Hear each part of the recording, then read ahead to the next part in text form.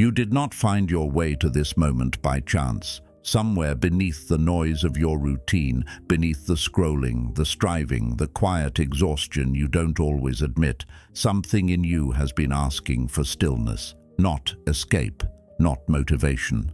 The kind of truth that doesn't shout, doesn't flatter, and doesn't promise quick fixes, just honest clarity. Maybe you've been doing everything right on the outside, showing up, pushing forward, holding it together, yet inside there's a sense of friction, like you're constantly reacting instead of choosing.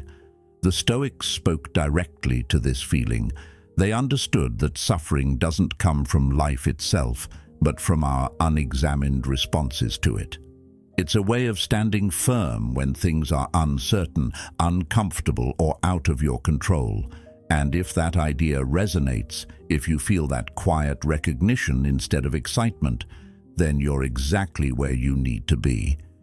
If these conversations speak to something real in you, something grounded in truth, philosophy, and inner growth, consider subscribing. It's a small gesture, but it helps us reach more minds like yours, and it quietly signals that you're walking this path with intention.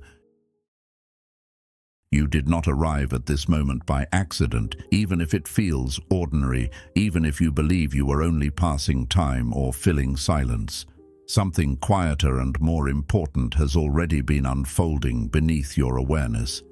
A recognition that this year cannot be lived the same way the last one was. Not louder, not faster, not with more effort layered on top of exhaustion, but differently, from the inside.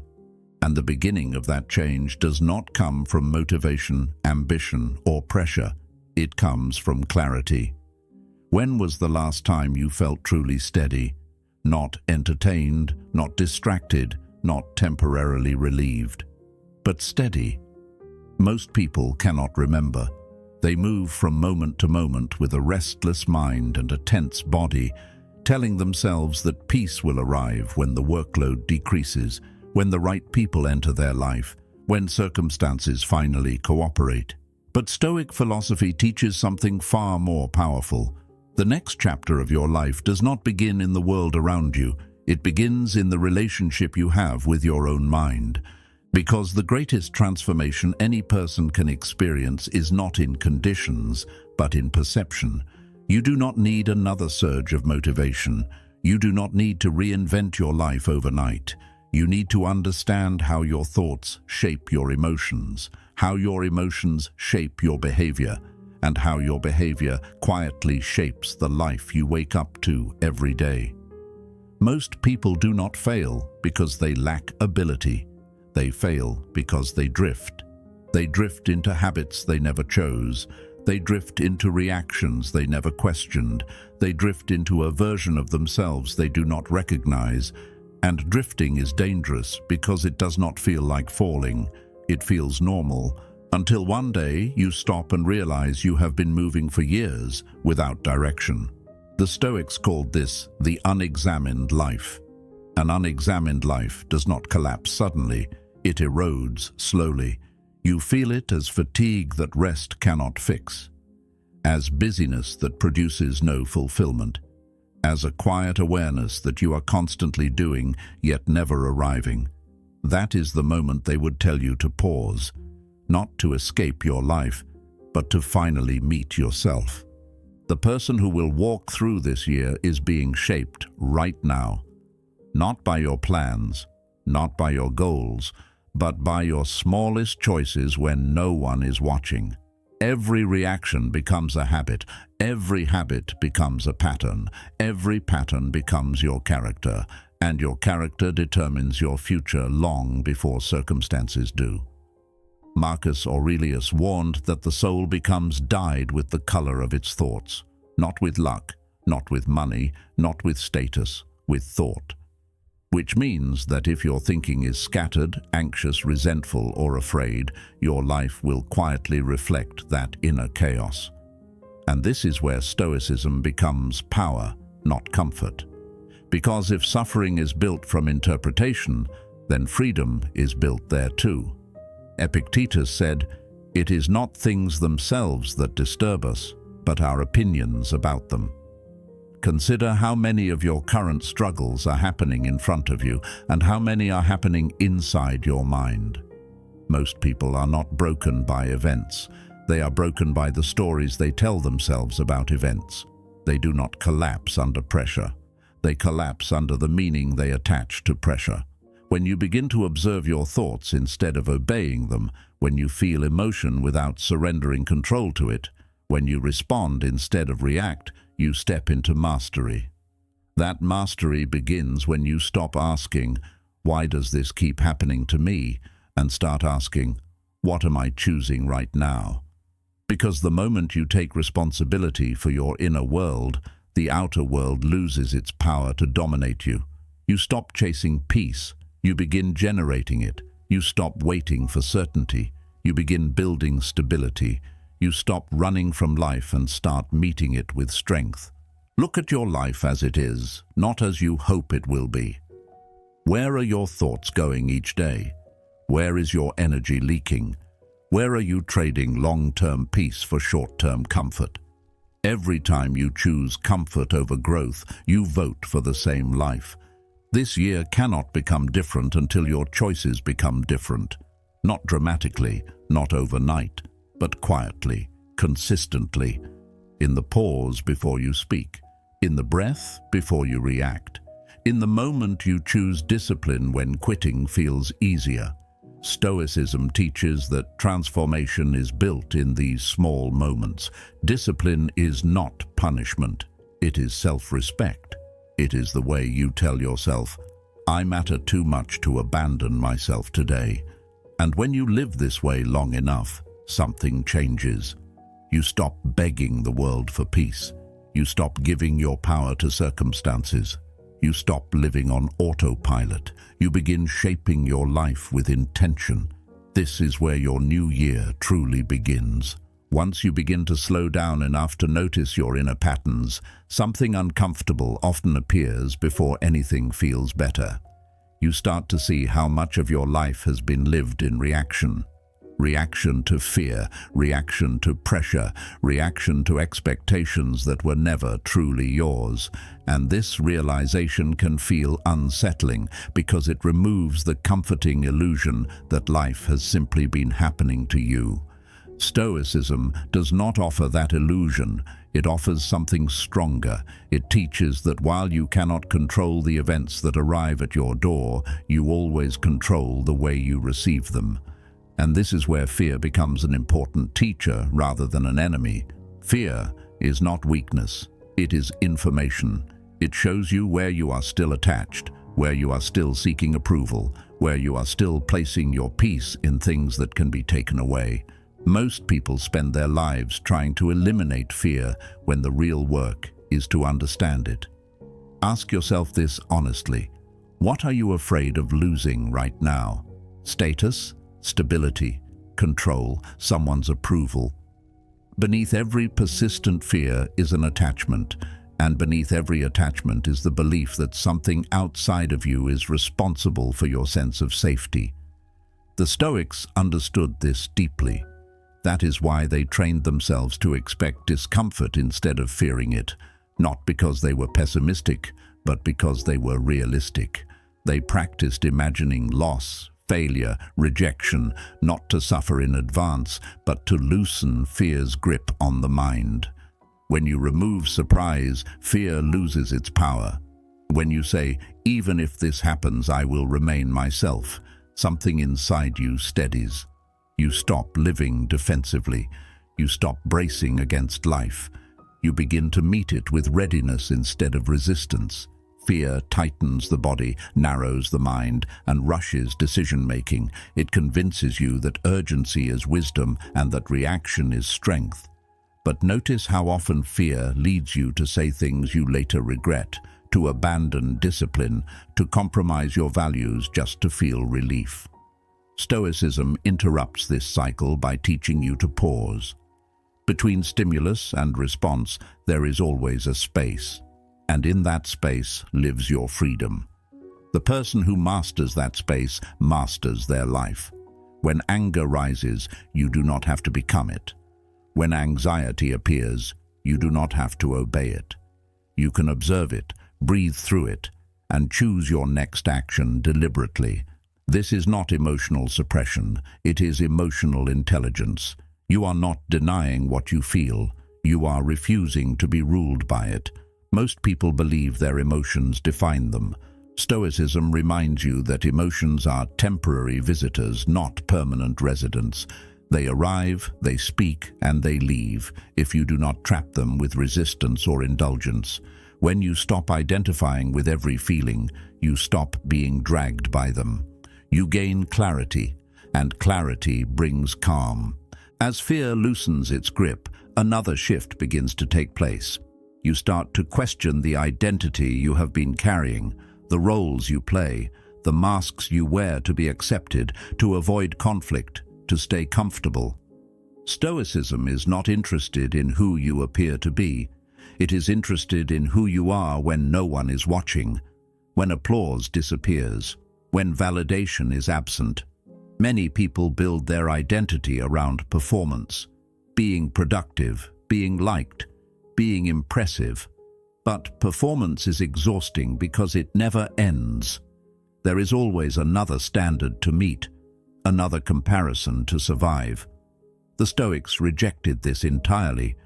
They believed that a person grounded in virtue does not need external approval because their worth is not negotiated in public opinion. Ask yourself how often you adjust your behavior to be accepted, how often you silence your truth to keep peace, how often you say yes when your body is saying no. Each time you do this, you trade authenticity for approval, and approval is unstable currency. It rises and falls without warning. When your sense of self depends on it, your inner world becomes fragile. Stoicism teaches you to reclaim that center, to measure yourself not by how others respond to you, but by how aligned you are with your own values. When you act with integrity, even in silence, you feel a quiet strength that no applause can replace. This is where discipline enters the picture, not as restriction, but as freedom. Discipline is the ability to act according to principle instead of impulse. Without it, you are at the mercy of mood, motivation, and circumstance. With it, you become steady, reliable, calm under pressure. Discipline is not about forcing yourself to suffer. It is about protecting what matters: your time, your energy, your attention. Every disciplined choice you make is a vote for the person you are becoming. And that person is not built in moments of inspiration, but in moments of resistance. When you choose to stay consistent instead of comfortable, when you choose silence instead of reaction, when you choose patience instead of immediate relief. These choices accumulate quietly, but their effect is profound. Over time, you stop feeling scattered. You stop feeling pulled in 100 directions. You feel rooted, and from that rootedness, confidence emerges naturally. Not loud confidence, not performative confidence, but the kind that does not need to announce itself, the kind that remains when plans fall apart, when people misunderstand you, when outcomes do not cooperate. This is the confidence Stoicism offers, not the promise of ease, but the promise of steadiness. And once you experience that steadiness, you realize something important. You no longer need the world to be calm for you to be calm. You have learned how to return to yourself. As this steadiness takes root, you begin to notice another quiet truth that changes everything. How little of life has ever truly been under your control. The past, the opinions of others, the behavior of the people you love, the timing of opportunities, the way the world moves when you are not ready. Most suffering is born from arguing with this reality. You plan, you prepare, you hope, and when life bends another direction, the mind tightens, searching for something to blame. Stoicism does not tell you to stop caring. It teaches you to stop clinging. There is a profound difference. Caring is engagement with life. Clinging is dependence on outcome.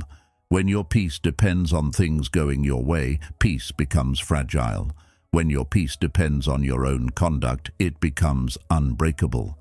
This is why the Stoics divided life into two simple categories: what is in your control and what is not. Your thoughts, your choices, your actions, your values, these belong to you. Everything else does not.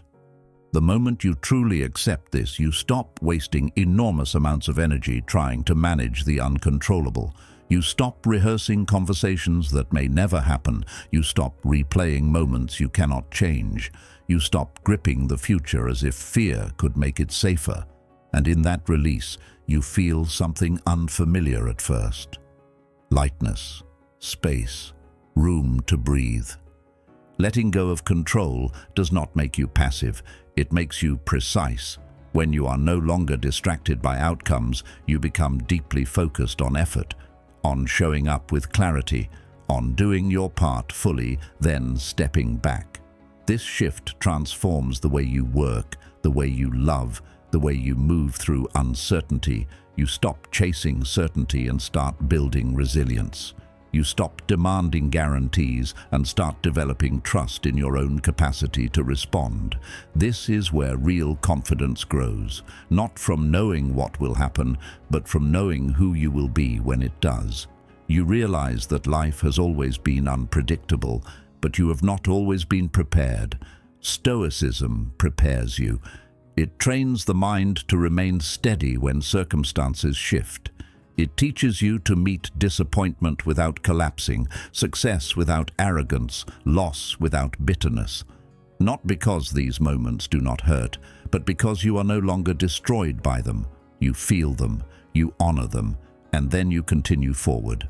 As this understanding deepens, your definition of success begins to change. For most of your life, success may have meant recognition, security, achievement, the approval of others. Stoicism quietly dissolves these external measures and replaces them with something far more durable: character. You begin to measure your days not by what you gained, but by how you behaved. Did you act with patience? Did you speak with honesty? Did you remain disciplined when no one was watching? Did you choose courage when it was uncomfortable? This reorientation is subtle but powerful. When character becomes the standard, no day is wasted. Even difficult days become meaningful because they offer practice. And practice is what shapes a life. You start to see that adversity is not an interruption to growth. It is the training ground. Every challenge becomes an invitation to strengthen your inner posture. When someone disrespects you, you practice restraint. When plans fall apart, you practice flexibility. When fear appears, you practice presence. Over time, you stop seeing obstacles as enemies. You begin to recognize them as teachers. They reveal where you are still attached, where you still need to grow, where your mind still resists reality. And each time you respond with awareness instead of reaction, something inside you matures. You become quieter, slower, clearer. Not because life is less demanding, but because your nervous system has learned how to remain stable under pressure. This stability changes how you experience the future. Instead of approaching 2026 with anxiety or desperation, you meet it with grounded readiness. You no longer ask, "How do I make everything go right?" You ask, "How do I become someone who remains whole no matter what happens?" That question reshapes your priorities. You invest more in your inner world. You protect your attention. You simplify your life. You choose depth over noise, consistency over intensity, presence over performance. And slowly, almost without noticing, you become difficult to shake. The world may remain uncertain, but your relationship with it is no longer fragile. You have learned where your foundation lives. By this point, something fundamental has shifted inside you, even if you cannot yet name it. You are no longer trying to fix yourself, prove yourself, or outrun some invisible standard. Instead, you are learning how to inhabit yourself. Stoicism, at its core, is not about becoming harder or colder. It is about becoming whole. When you stop outsourcing your worth to outcomes, praise, or validation, your sense of identity settles. You begin to recognize that who you are is not something that fluctuates with circumstances. It is something you cultivate through repeated alignment with your values. This realization changes the way you see effort. Effort is no longer frantic. It becomes deliberate. You work not to escape discomfort, but to express integrity. You act not to control the future, but to honor the present. With this clarity comes a quieter ambition, not the kind that needs to announce itself, but the kind that moves patiently beneath the surface. You start asking better questions, not "how do I get more?" but "what is worth my energy?" Not "how do I avoid failure?" but "what kind of person do I want to be when things fail?" These questions do not demand immediate answers. They invite reflection. And reflection becomes one of your greatest strengths. You pause more often. You respond instead of reacting. You notice the difference between urgency and importance. In doing so, you reclaim time. Not more hours in the day, but more presence within them. This presence reshapes your relationships. When you are no longer ruled by fear of loss or hunger for approval, you listen differently. You speak more honestly. You set boundaries without aggression. You stop explaining yourself to people who are not listening. And surprisingly, this does not distance you from others. It refines your connections. The people who remain feel safer, calmer, more real. You are no longer negotiating your identity in every interaction. You show up as you are. That consistency becomes trust, and trust becomes a form of quiet leadership. As this steadiness grows, you also begin to understand the role of discipline in a deeper way. Discipline is no longer something you force upon yourself. It becomes a form of self-respect. You rest because your mind matters. You train your body because it carries you through this life. You limit distractions because your attention is sacred. These choices are not dramatic. They are subtle, repeated, and often invisible, but they shape you more than any sudden breakthrough ever could. Stoicism reminds you that excellence is not built in moments of intensity, but in moments of consistency. You also start to recognize that the mind, left unattended, naturally drifts toward excess. Excess worry, excess desire, excess comparison. Stoic practice gently pulls you back toward balance. You learn to enjoy what is present without clinging. You learn to pursue goals without attaching your worth to them. You learn to experience emotion without being consumed by it. This balance is not numbness. It is emotional literacy. You feel deeply, but you do not drown. You care, but you do not collapse. You are engaged, but not entangled. As 2026 approaches, your orientation toward change feels different from years before. You are no longer seeking reinvention through noise, resolution lists, or external motivation. You understand now that real change is quieter than that. It begins with perception, with how you interpret events, with how you speak to yourself when no one else is listening, with the standards you hold when shortcuts appear. You see that every day is shaping you, whether you are paying attention or not, and so you choose to pay attention. This awareness brings humility. You accept that you will still make mistakes. You will still feel fear. You will still face uncertainty. Stoicism does not promise immunity from these things. It offers companionship through them. It teaches you that falling does not mean failing, and discomfort does not mean danger. It teaches you to stay with yourself even when things feel messy, incomplete, or unresolved. That ability alone changes everything, because when you stop abandoning yourself in difficult moments, growth becomes inevitable. Gradually, you stop thinking of Stoicism as a philosophy you follow and start experiencing it as a way you live. It shows up in how you start your mornings, how you handle frustration, how you recover from setbacks, how you speak when emotions run high. It becomes embodied. And embodiment is where transformation becomes permanent. You are no longer trying to remember principles, you are becoming them. At this stage, Stoicism is no longer something you think about only during moments of stress or reflection. It has quietly reorganized the way you live. You may not notice it immediately, but others might. Your reactions are slower, your words are more measured, your presence feels steadier. This is not because life has become easier, but because you have changed your relationship with difficulty. You no longer interpret every challenge as a threat to your identity. You see it as information, as training, as part of the terrain. This shift alone dissolves a tremendous amount of unnecessary suffering. You stop fighting reality and start working with it. Purpose begins to emerge from this cooperation with life, not as a dramatic calling or a single defining mission, but as a steady alignment between what you value and how you act. Stoicism teaches that purpose is not found by searching outward, but by refining inward. When your actions match your principles, meaning follows naturally. You do not need constant motivation because your behavior is anchored to something deeper than mood. You show up not because you feel inspired, but because this is who you have decided to be. That decision becomes a stabilizing force, especially in uncertain times. As you move forward, you begin to recognize how much of your past exhaustion came from resistance.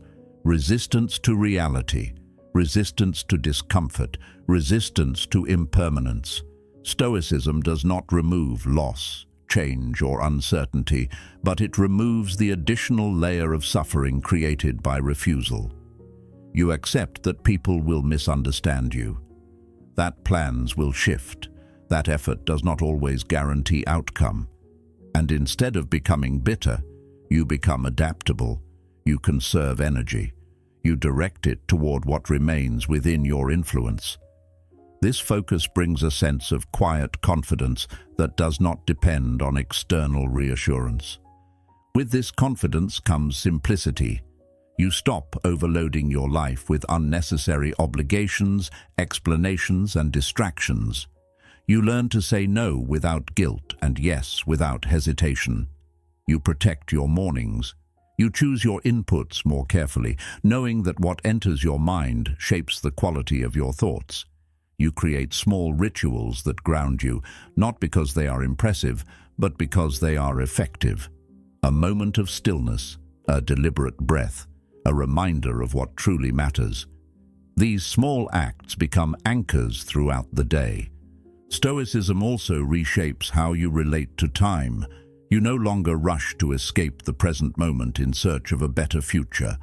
You understand that the future is built entirely from how you inhabit the now.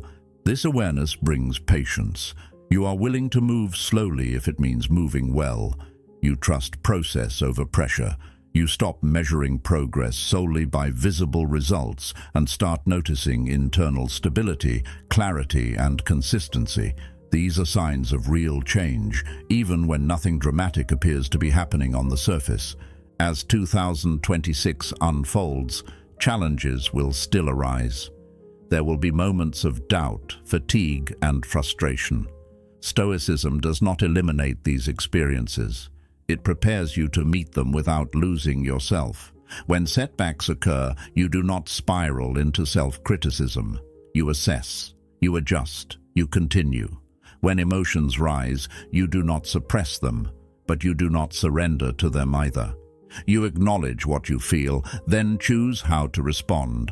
This ability to hold emotion without being controlled by it becomes one of your greatest strengths. You also begin to see how Stoicism deepens compassion rather than diminishing it. When you are no longer overwhelmed by your own inner chaos, you have more space for others. You listen without needing to fix. You empathize without absorbing. You offer presence instead of advice. At the same time, you maintain boundaries that protect your peace. This balance allows you to engage with the world without being consumed by it. You care deeply, but you remain centered. Over time, you may realize that the life you are building feels quieter than the one you once imagined. Fewer highs, fewer crashes, more steadiness, more trust in yourself, more acceptance of what cannot be controlled. This quiet is not emptiness. It is spaciousness. It allows you to think clearly, to act intentionally, and to recover quickly when things go wrong. It gives you resilience without rigidity, strength without tension. By the end of this journey, Stoicism is no longer a tool you reach for only when things fall apart. It is the foundation beneath everything you do. It informs your choices, shapes your habits, and steadies your mind. You are not chasing a different version of yourself for 2026. You are refining the one you already are. You understand now that a good life is not free of difficulty, but it is free of unnecessary turmoil. And that freedom is earned through awareness, discipline, and acceptance. Before you go, remember this: nothing in your life changes the moment you understand something. It changes the moment you choose to live it. Every calm breath you take instead of reacting, every boundary you hold instead of breaking, every quiet decision to grow when no one is watching, that is how a new life is built. Slowly, steadily, intentionally. If this message stayed with you, let it carry you into the next one. One of the videos on your screen right now was created for the exact place you're standing in this moment. Watch it next and continue this journey. Thank you for being here. Thank you for choosing growth over comfort, clarity over chaos, and depth over distraction. You are not walking this path alone. You are part of Mind.